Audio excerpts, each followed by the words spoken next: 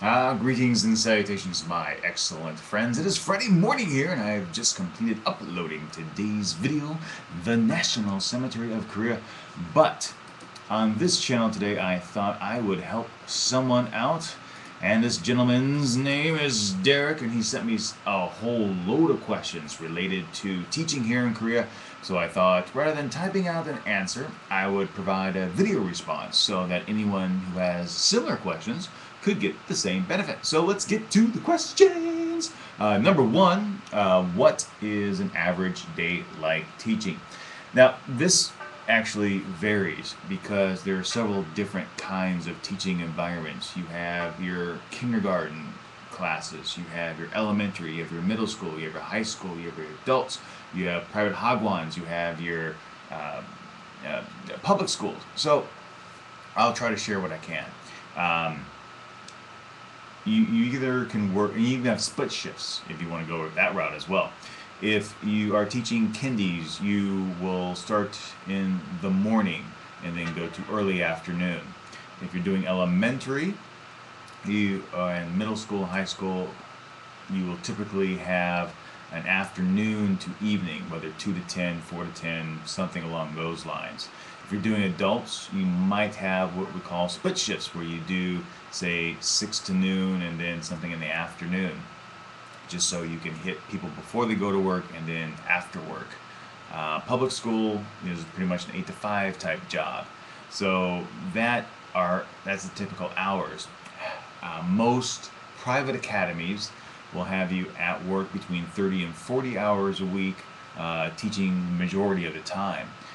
When I was working at a hagwon in Suji, in Yongin here, I was there pretty much 40 hours a week, and I had 8 or 9 classes a day, back to back, 5 minutes in between each class, and then like a 40 minute dinner break during the teaching day. And that was it. That was it for, while we were there. Boom. This last job I had, we worked 4 to 10, um, you know, at the office 30 hours a week, but typically when we were fully staffed, teaching, 15, 16 hours a week, which is really, really rare for hagwon jobs. We did have a coworker decide to bail on us, pull a runner, and that drastically changed the dynamics, and we were left working straight through. So that's kind of the average thing. If you're at a public school, I really can't comment on that. From what my friends have told me, they do a little lesson planning, they teach, usually see the kids once a week.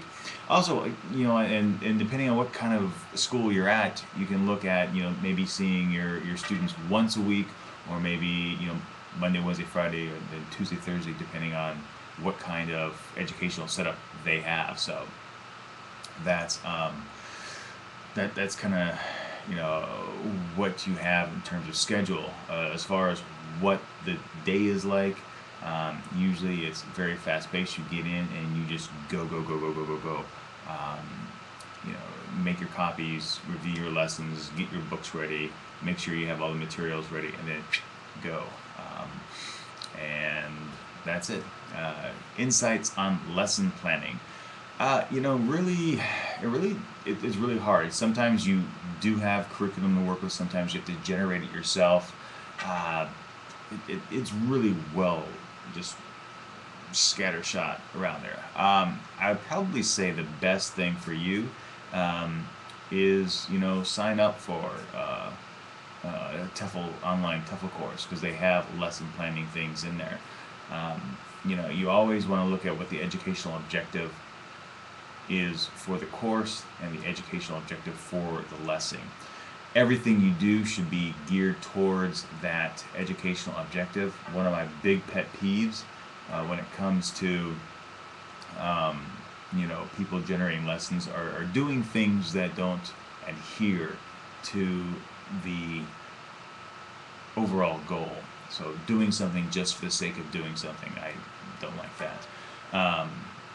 So make sure all the activities have that, and always plan more than what you think you'll need, because sometimes you may think you have an excellent, excellent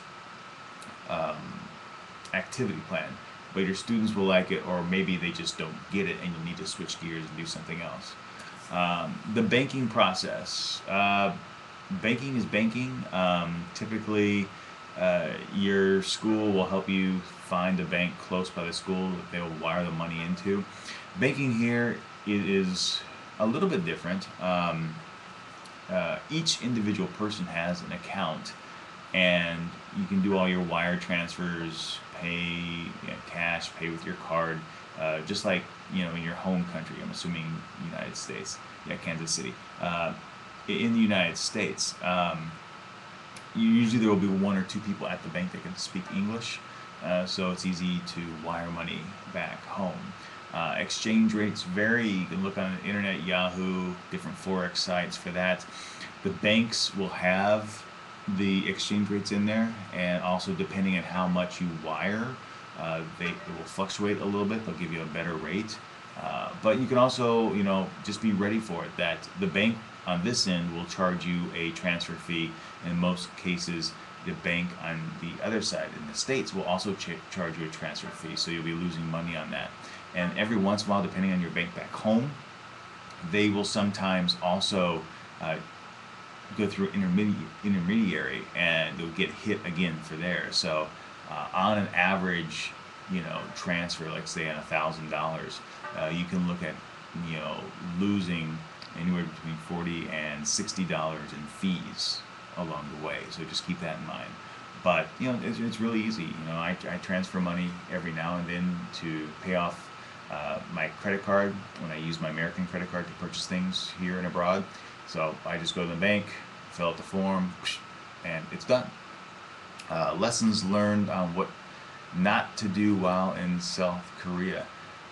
I guess since I've traveled abroad for a long time, if you're a respectful person to the country that you're living in, and you abide by the laws, and you act responsibly, then you have no problems. I've never had any problems anywhere I've been around the world, and just don't be an asshole.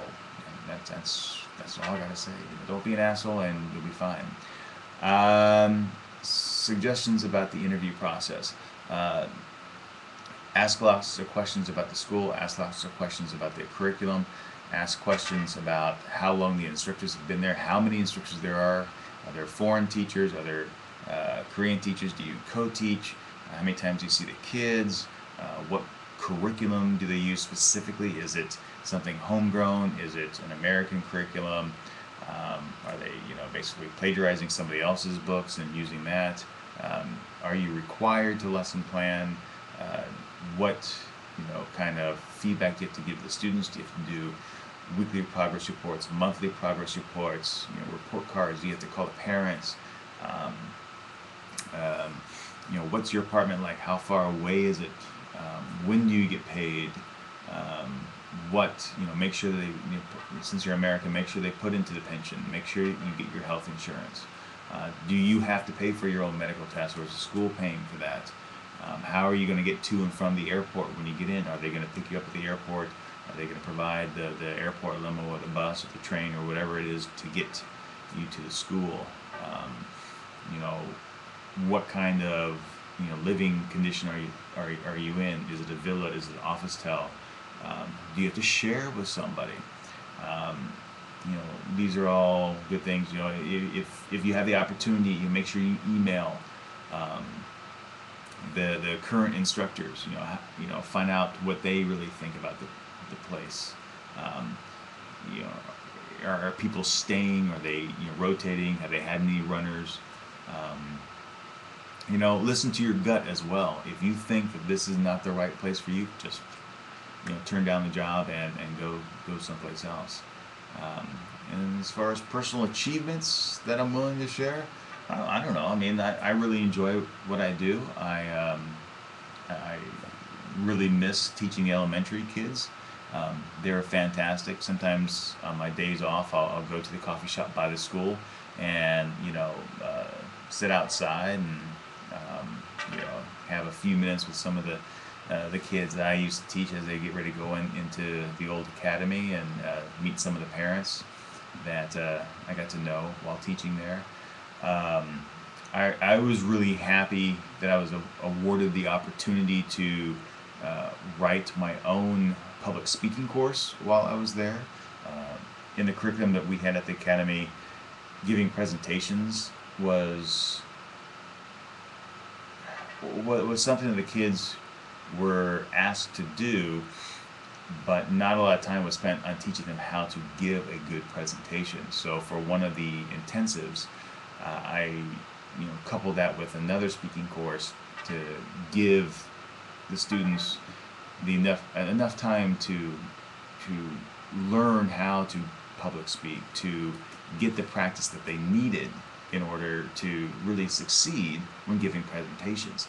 And when we started the class, the kids could barely do a 1-minute presentation, usually like 30 seconds. But by the end of the 3 weeks, they had no problem doing 2 and 3-minute presentations with PowerPoint. And I'm not talking just turning around and looking at the screen. I'm talking about engaging the audience, asking questions. So I was really happy with that. So hope that helps. This has been really, really long. So Derek, if you have any other questions, drop me a comment. But for everyone else, have a super weekend, and I will see you tomorrow.